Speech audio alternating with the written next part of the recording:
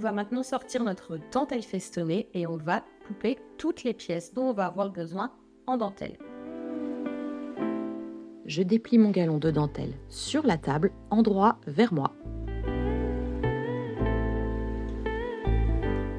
La première pièce que je vais couper, ça va être ma bretelle en dentelle. Donc je prends mon patron et je viens le poser sur la dentelle. J'aligne le bord du patron avec les bords festonnés de ma dentelle. Et là, vous voyez, sur ma dentelle, j'ai des petits creux.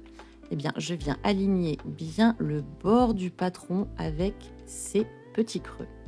Une fois que je suis contente de mon placement, je prends des poids ou des épingles et je viens fixer mon patron. Et je viens couper ma première demi-bretelle au cutter. Alors, moi je préfère couper au cutter rotatif parce que ça permet de ne pas soulever les pièces de tissu pendant qu'on les coupe et c'est super pratique pour les tissus extensibles ou les tissus très fins. Évidemment, si vous avez l'habitude de couper au ciseau et que vous préférez faire comme ça, allez-y.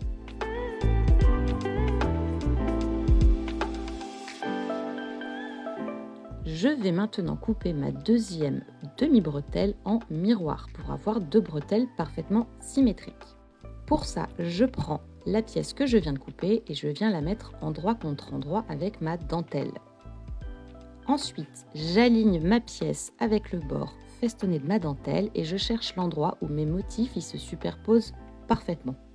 Il varie évidemment d'une dentelle à l'autre. Donc par exemple, moi sur mon feston, j'avais les motifs en symétrie le long du bord haut et le long du bord bas.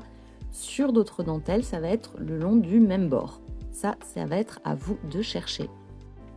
Une fois que j'ai trouvé le bon placement, je viens maintenir ma pièce avec des poids et je viens couper ma deuxième demi-bretelle.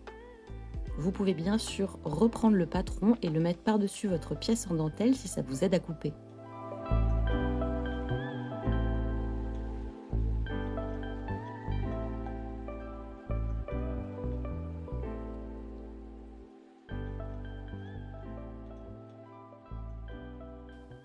Et voilà notre première bretelle en dentelle avec des motifs parfaitement symétriques.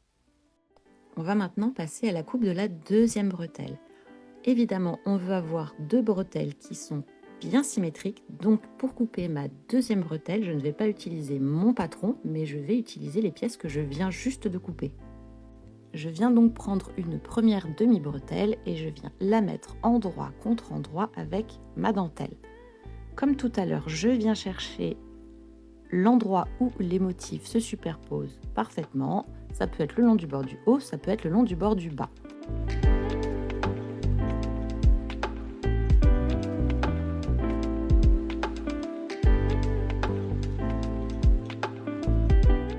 Une fois que j'ai trouvé le placement, je maintiens avec des poids et comme tout à l'heure, je viens couper au cutter.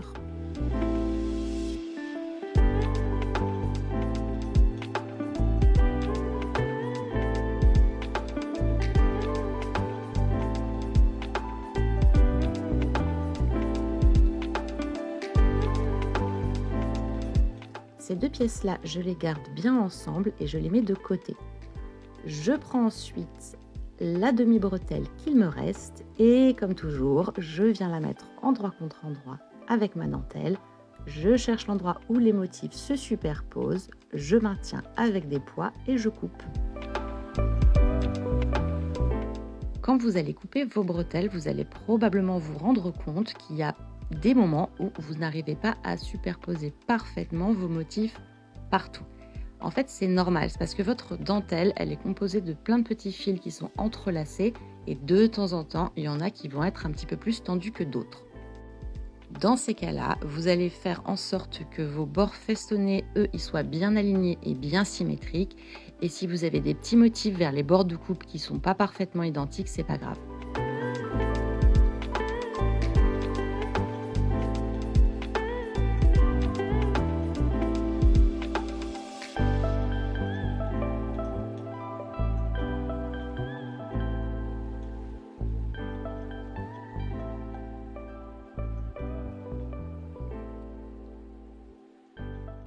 Maintenant que tout est coupé, je mets toutes mes bretelles sur l'endroit, je vérifie que tout va bien, que les motifs sont bien symétriques Et une fois que c'est fait, je les épingle par paire et je les mets de côté.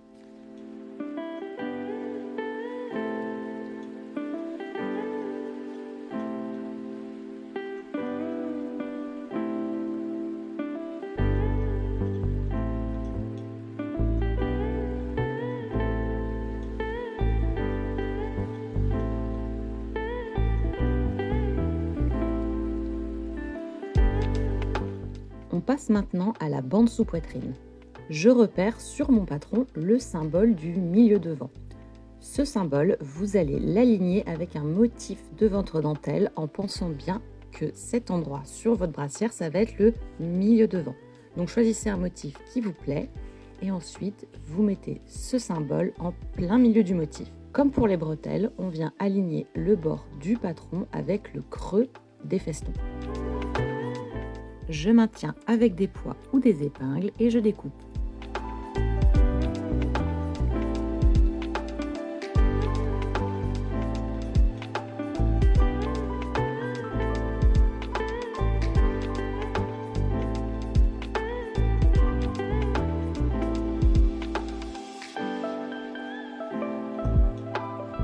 Je passe maintenant au dos.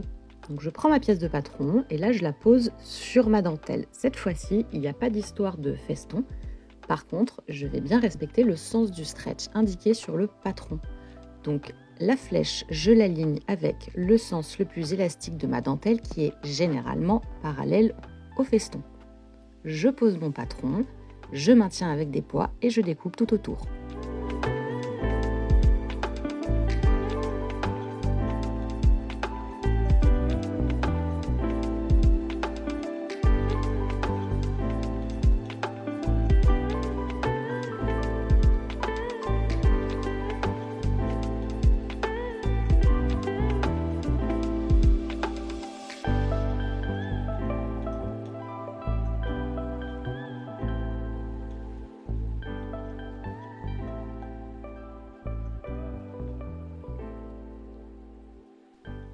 C'est maintenant au bonnet devant. Alors, sur cette pièce, vous ne faites pas attention à ce stade à la flèche qui indique le sens du stretch. Ça sera pour notre doublure. Là, le symbole qui nous intéresse, c'est celui-ci, qui indique un creux de la dentelle. Donc, par exemple, un creux de la dentelle, ça va être là ou là ou là.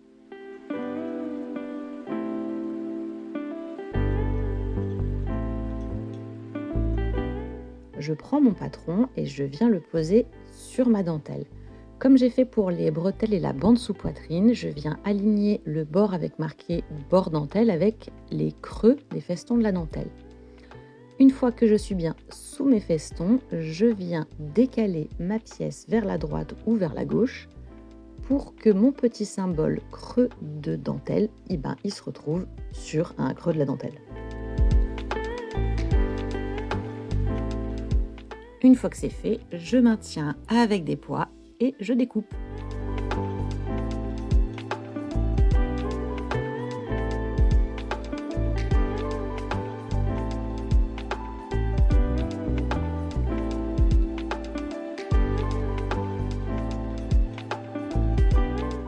On va couper le deuxième bonnet devant et comme pour les bretelles, on va le couper en miroir. Donc, je prends la pièce que je viens de couper et je viens poser cette pièce endroit contre endroit avec ma dentelle. J'aligne les deux bords festonnés ensemble et je viens chercher par symétrie l'endroit où mes motifs se superposent parfaitement.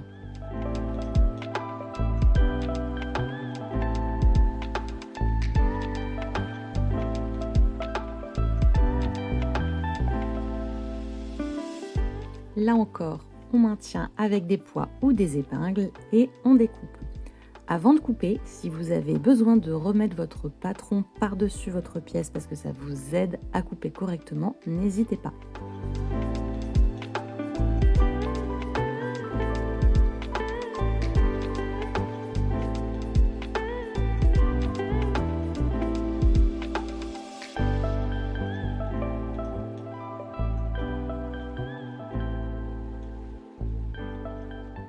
Je passe maintenant à ma dernière pièce à couper dans la dentelle, le bonnet côté. Cette fois-ci, vous allez bien repérer la flèche qui indique le sens du stretch sur votre patron et vous l'alignez avec le sens le plus élastique de votre dentelle. Si jamais votre pièce elle est trop grande pour la hauteur de votre dentelle, pas de panique, je vais vous montrer comment on va faire. Pour l'instant, je place mon patron sur un endroit de ma dentelle où les motifs me plaisent, même si mon patron dépasse. Je fixe avec des poids et je viens découper mon bonnet côté comme si j'avais pas du tout un grand bout de dentelle qui me manquait.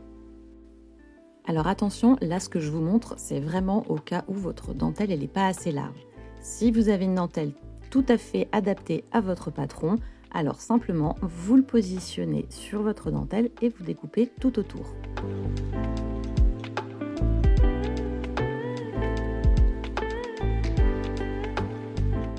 Ensuite, quel que soit le cas de figure, vous prenez la pièce que vous venez de couper, vous la mettez endroit contre endroit avec la dentelle, vous cherchez la symétrie, vous superposez les motifs, vous maintenez et vous coupez.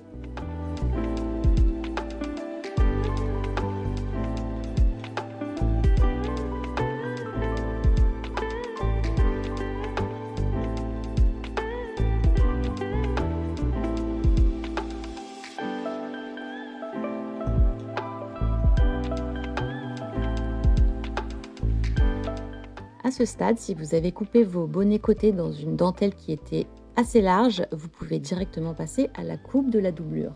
Si comme moi, vous avez besoin de faire des petits raccords parce que votre dentelle elle était trop petite, ne bougez pas, je vous montre tout de suite comment on fait.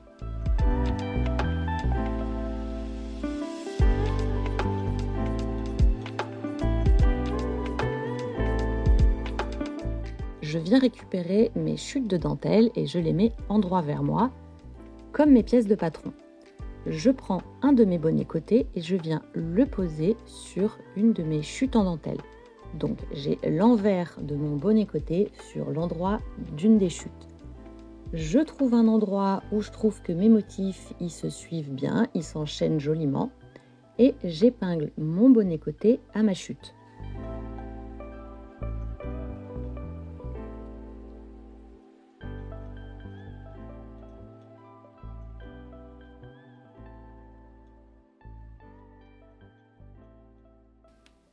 Je reprends mon patron, je le pose sur mon bonnet côté et je viens finir de couper ma pièce comme si de rien n'était.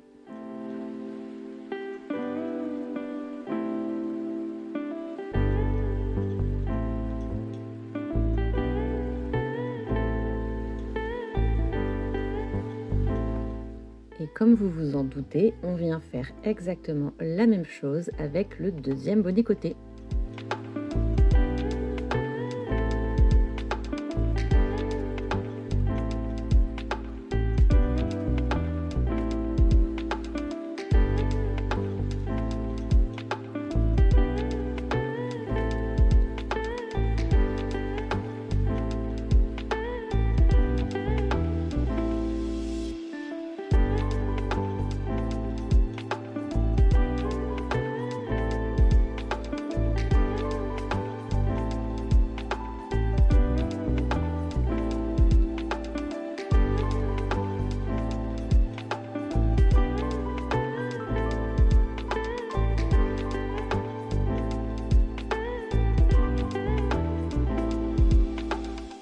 Et voilà, ni vu ni connu ou presque.